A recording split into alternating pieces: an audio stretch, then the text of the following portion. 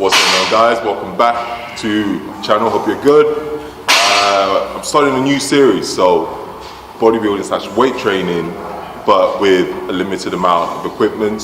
So if you train at a CrossFit box, you're a weightlifter or you're a powerlifter, and you only have barbells and dumbbells, but you don't have resistance machines, I'm going to show you how I incorporate bodybuilding style training in a CrossFit box that you can implement to your training and explain why I do certain things in certain ways. So I hope you guys find a lot of the information useful and you can implement it into your training. Let's go.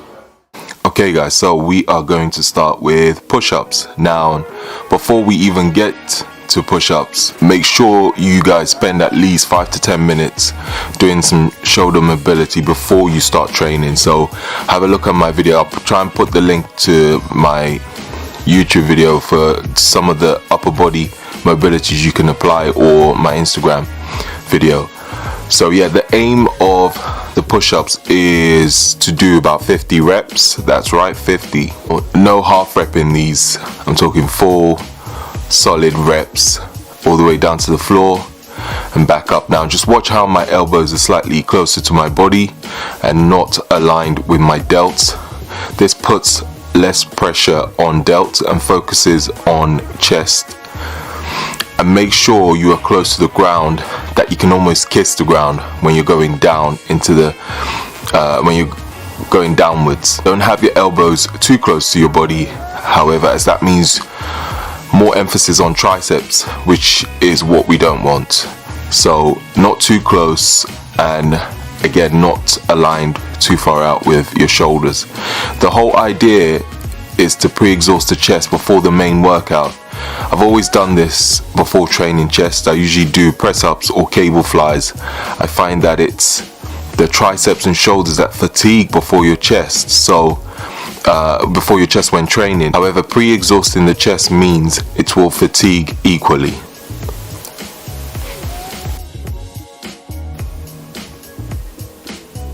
So we are now on to the bench press. Before we start benching, I want to emphasize that this workout is all about time under tension, no ego lifting, focus on tempo, and also focus on contracting the chest every single rep. Each set the tempo changes, so make sure you don't go too heavy on weight, as you will understand why when we get to the workouts. I'll write in the description box below the exercises, sets, rest, and also the tempo. So let's begin. So with the bench press, we will be aiming to do 4 sets on the bench press, and then we will be supersetting with dumbbell incline flies. So with the first set on the bench press, we will be doing 15 reps at a 2-second eccentric tempo. What that means is when bringing the bar down towards your chest, it will take you 2 seconds. So count it out loud if you need to, or count it in your head, 1, 2, and all the way back up, as you can see in the video. And then after 15 reps, we will be supersetting with dumbbell flies with a 2-second eccentric and a 1 to 2 second squeeze of the dumbbells at the top of the movement. Again, as you can see in the video, with the dumbbell flies, we will be doing 12 reps on all 4 sets. So you'll be supersetting every time you do a bench press. Every set you will superset with the dumbbell flies. And so we're back onto the second set on the bench, and we're aiming for a 3-second tempo. The second set of the bench press, and the third set we're aiming for 12 reps at a 3-second tempo. And again, watch how slowly I'm going with the bar on the eccentric, making sure to maintain tension on the chest.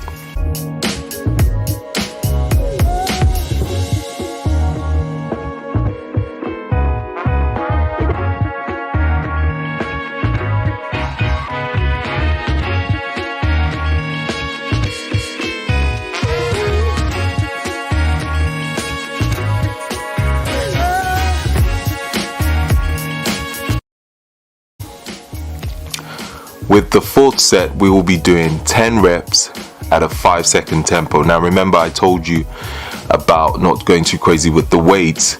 Now with a 5 second, yes, 5 seconds, that makes it a lot more challenging. So some of you are probably wondering why slow, so why am I going so slow on the eccentric? Well, the longer we can keep the muscle under tension, the more muscle fibers we're recruiting to assist the movement, which leads to hypertrophy. Hence, the longer you can keep the muscle under tension, the better.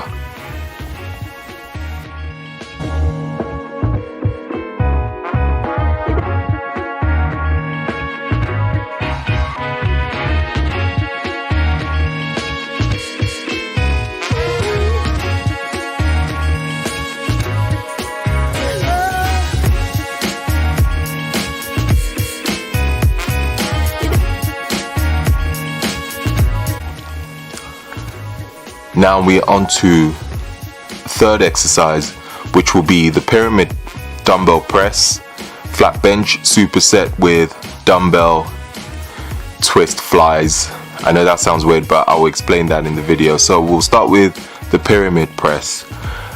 I have always done the pyramid press because it puts less strain on my delts and also allows me to fully contract my chest at the top of the movement. Make sure to keep the elbows at a slight angle and not aligned with your delts.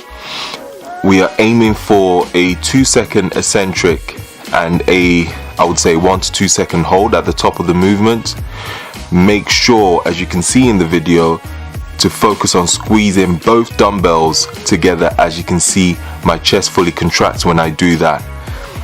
So when you come down and you go up again, squeeze the dumbbells for 2 seconds.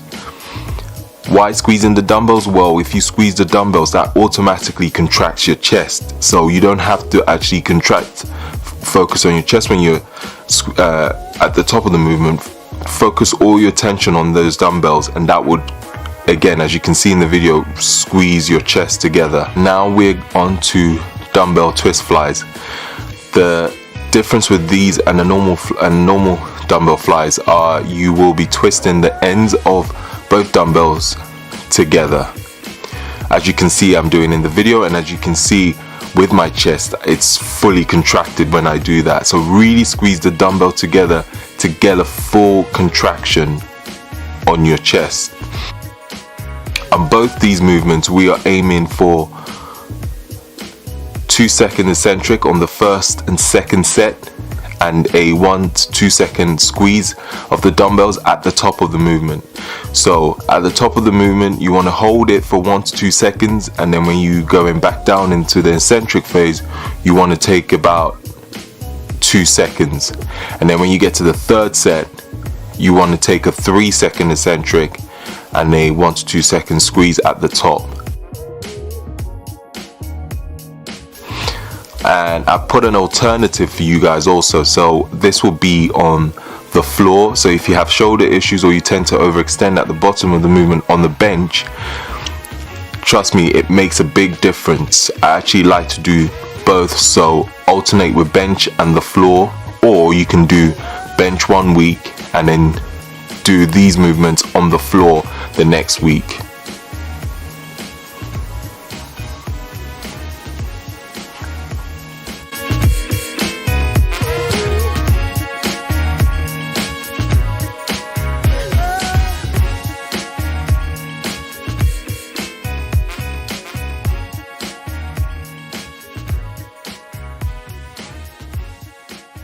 And the next exercise, we'll be doing ring press ups, supersetting with bench dumbbell close grip press.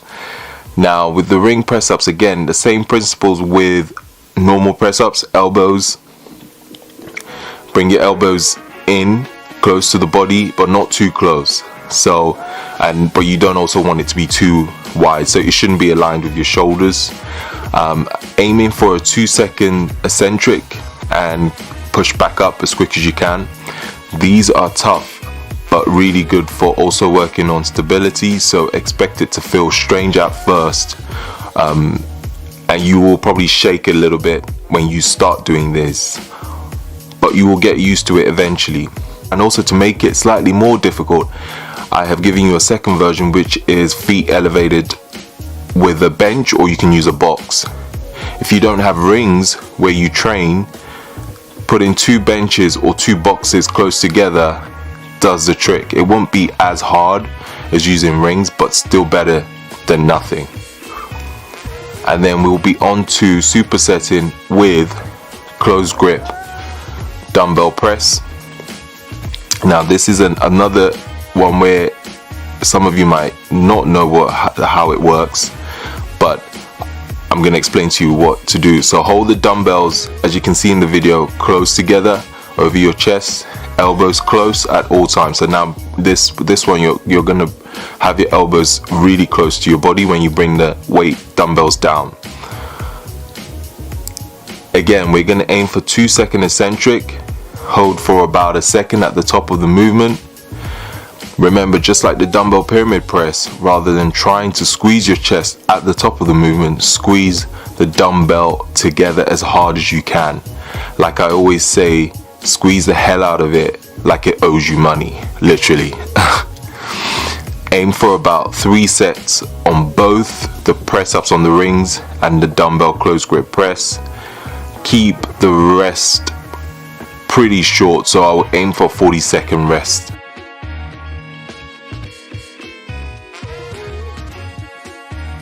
Most of these exercises I'll aim for about 45 to 60 seconds on the rest ranges as well, if I haven't included that.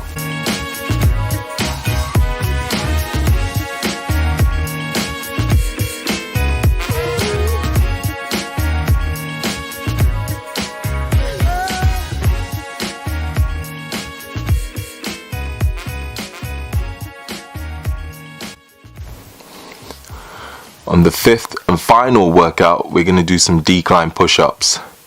I know what you guys are thinking, this dude loves push-ups. And yes, I do.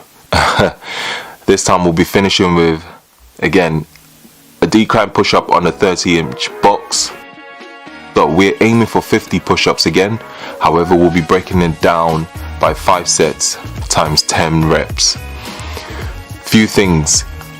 Keep the rest short between each set, so about 20 seconds, no more.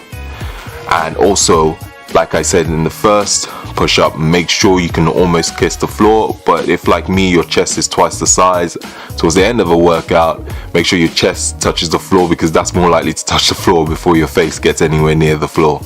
So with the first set, we're aiming for 2-second eccentric, so 1, 2 down and push up. The second set, we're aiming for 3-second eccentric. The third set, we're aiming for 4-second eccentric, so 1, 2, 3, 4, push up as quick as you can. The fourth one, we're aiming for 5 seconds, and then on the 5th and final one, we're aiming to go as quick as you can.